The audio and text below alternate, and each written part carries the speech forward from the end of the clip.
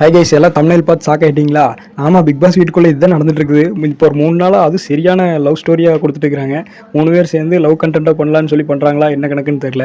ஆனால் அரோரா வந்து love content கொடுத்தா சரி, எதுவுமே பண்ணல இத்தனை நாள், லவ் கண்டென்ட்டாக கொடுக்க ஆரம்பிக்கலான்னு சொல்லி அது மாதிரி இருக்குது.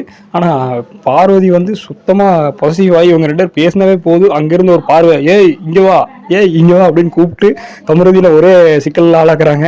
கமருதீன் இதில் வருத்தப்படுற மாதிரியும் தெரியல, என்ஜாய் பண்ணுற மாதிரியும் தெரியல, அப்படியே ஒரு நியூட்ரலாக போயிட்டு இருக்காரு. அவர் என்னமோ 2 பேர் சேர்ந்து ஃப்ரெண்டாக தான் பார்க்குறாருங்கிற மாதிரி தான் இருக்குது. ஆனால் இவங்க 2 பேர் எப்படி நினைக்கிறாங்கன்னு தெரியல. உங்களுக்கும் என்னை மாதிரி தோணி இருந்துச்சுன்னா ஒரு கமெண்ட் பண்ணியிருக்கேன்.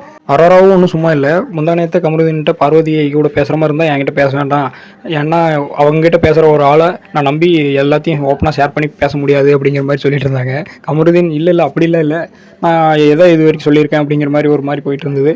ஆனால் எனக்கு என்னமோ இதை பார்த்தா ஒரு ட்ரையாங்கல் லவ் ஸ்டோரியாக கடைசியில் போய் முடியுமோ அப்படின்னு எனக்கு ஒரு சந்தேகம் இருக்குது. உங்களுக்கு எப்படி இருக்குன்னு சொல்லி கமெண்ட்டில் சொல்லிடுங்க. நம்ம வீடியோ பார்க்க மட்டும்தான் சரிங்க, வியூஸ்லாம் நிறைய வருது, ஆனால் சப்ஸ்கிரைபர் தான் யாரும் பண்ணுறதில்ல. இப்போ தான் வீடியோவில் போட தொடங்கியிருக்கிறேன். கொஞ்சம் சப்ஸ்கிரைப் பண்ணி சப்போர்ட் பண்ணுங்கள் கைஸ். தேங்க்யூ.